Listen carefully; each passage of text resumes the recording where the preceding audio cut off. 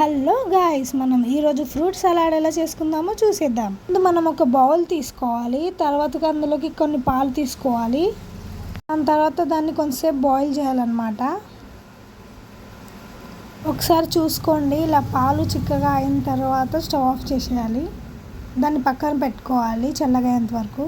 మనం ఇలా కొన్ని ఫ్రూట్స్ కట్ చేసి పెట్టుకోవాలన్నమాట. మీకు ఏమేమి నచ్చుతాయో అవన్నీ ఇలా ఫ్రూట్స్ అన్నీ ఒక దగ్గర కట్ చేసి నీట్గా పెట్టుకోవాలి.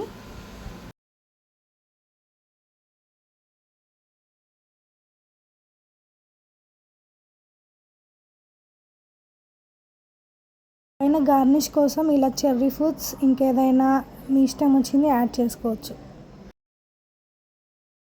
ఇంకా దీంట్లో మనం కస్టర్డ్ పౌడర్ని కూడా యాడ్ చేసుకుంటాము. అది నార్మల్ కిరాణా షాప్లో అయినా కూడా దొరుకుతుంది. పౌడర్ ఇట్లా 2 స్పూన్స్ అది ఇట్లా పాలలో కలిపేసుకోవాలన్నమాట నీట్గా. అది కరిగేంత వరకు ఇలా కలుపుతూనే ఉండాలి. ఇంకా కొన్ని లీటర్ వరకు ఇంకో బౌల్లో పాలు తీసుకొని వేడి చేయాలన్నమాట. చూసారు కదా, ఇలా తిక్కుగా వచ్చేంత వరకు వేడి చేయాలి. చూసారు కదా, ఇలా మనం ఆల్రెడీ కలిపెట్టుకున్న కస్టర్డ్ పౌడర్ మిల్క్ని ఈ మిల్క్లో కలిపేసుకోవాలన్నమాట. తర్వాత ఇంకా కొద్దిసేపు వాటిని రెండింటిని వేడి చేయాలి.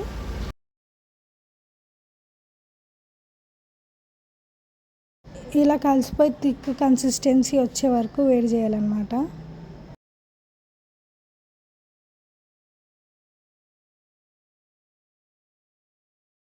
కావాలంటే మీరు ఇలా ఇలాచీలు కూడా వేసుకోవచ్చు టేస్ట్ ఇంకా స్మెల్ కోసం.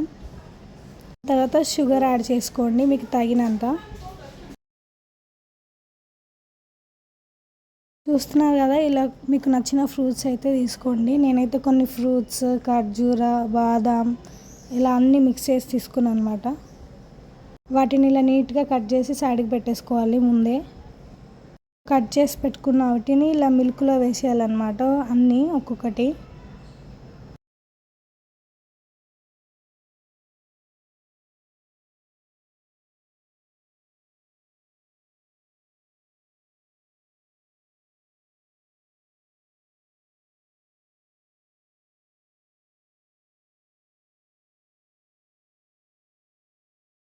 అన్నీ ఇలా నీట్గా వేసుకున్న తర్వాత ఒకసారి కలపాలన్నమాట.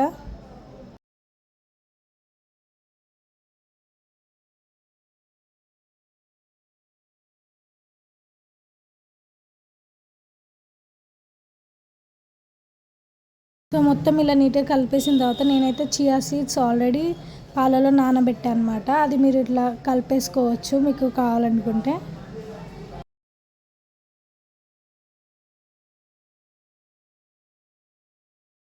దాన్ని చల్లారిన తర్వాత ఫ్రిడ్జ్లో పెట్టుకోవాలి కొంతసేపు. 5 minutes తర్వాత మళ్ళీ బయటికి తీయాలన్నమాట, కూల్ అయిపోతుంది. ఇప్పుడైతే చల్లగా అయిపోయిందనమాట. ఇప్పుడు టేస్ట్ చేస్తే సూపర్ టేస్ట్ అయితే ఉంటుంది.